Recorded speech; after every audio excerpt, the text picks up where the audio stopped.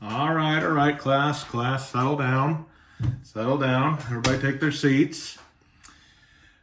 All right, so today we are talking about our local community and the environmental issues that we face, right? So let's talk about the biggest one, okay? The biggest one is, anybody? Mason. Excellent. That's right. Climate change. So, climate change. Let's talk about climate change and how climate change specifically affects Tucson. Tucson, Arizona is a desert. Deserts are dry by nature, generally speaking. So, as you can imagine, one of the biggest concerns that we have here in the desert is where do we get our water? And how do we treat it sustainably? So, and does anybody know where Tucson gets most of its water? Groundwater, that's a good answer. And does anybody else have any thoughts? Excellent. Okay, so the Colorado River. Now, the Colorado River does not come through Tucson. It's not part of our immediate water sources, but there are canals. The Colorado River goes down the western edge of Arizona, and we have built canals through the Central Arizona Project, otherwise known as CAP, that allows water to come into Tucson. And this provides water, about 80% of the water that we utilize today. Up until the 1980s, you were correct, we used our groundwater. The problem with that is that it depleted our groundwater really significantly. Does anybody know, do we have any natural sources of water here in Tucson? Some people are saying in Sabino Canyon there's water. That's true. That is primarily during the when the snowfall melts, we get a bit of water, but that water then goes into our aquifer as well. We don't utilize that water primarily. Who knows where our water goes? Okay, so to answer your question, we used to have two rivers here. One was the Rillito River, which is off of River Road. Many of you have seen that big dry wash that's there.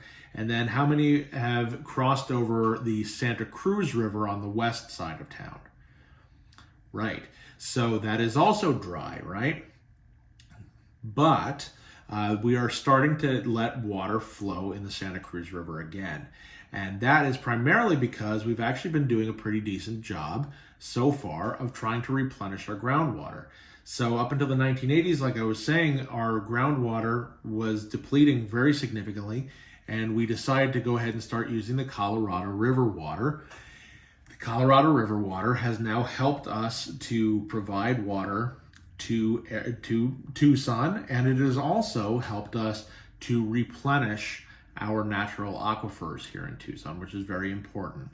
So let me ask you then, why is it important that we protect our water sources?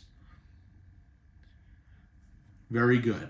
So our water in Tucson is not easily renewable. It doesn't rain here very often. We get our summer monsoons and that's about it.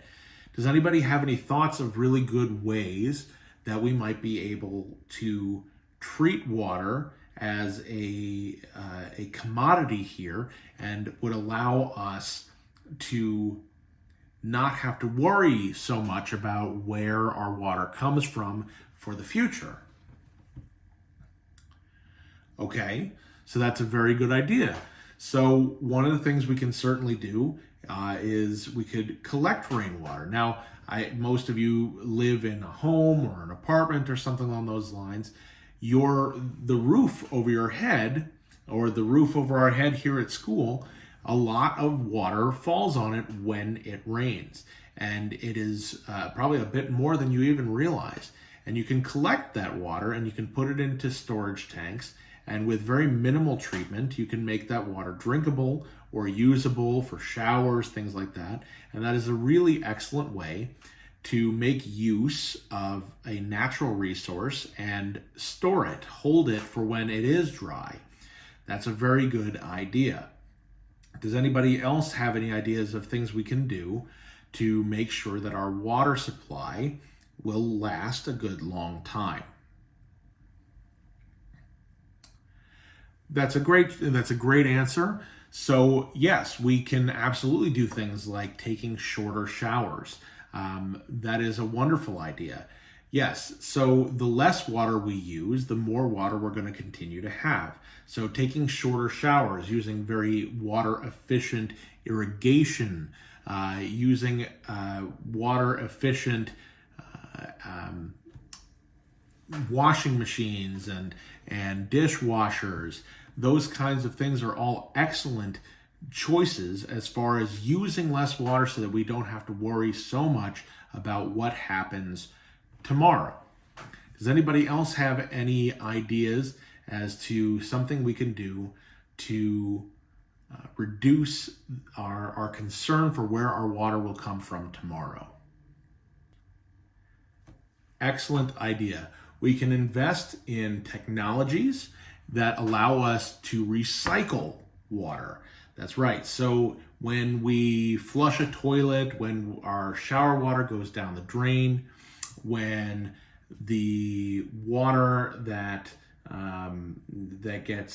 goes flowing down the street and into the sewer line, when all of that gets to the water treatment plant, it has all kinds of dirty stuff in it that you don't want to drink anymore, or you don't want to ingest or use again. But we have loads of different technologies, and Tucson, being the home of the University of Arizona right down the street, has really been very innovative about ways in which we can recycle water and make it usable and potable. Potable is the word that means drinkable again. And we have been at the forefront of those technologies to make sure. So what is something that you can do as your 12-year-old little selves to make sure that you're making the best choices? Yes, you can shower less frequently. Yes, we can make sure that our parents are buying energy efficient things. Yes, we can encourage our parents to get water harvesting systems on their homes. By the way, let your parents know that the city of Tucson offers a rebate program to help them pay for such a system. But what is something you can do as a 12-year-old in this city?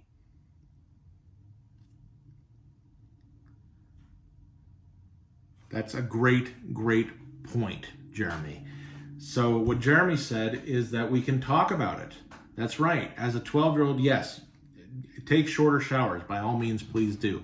And whenever possible, try to use less water.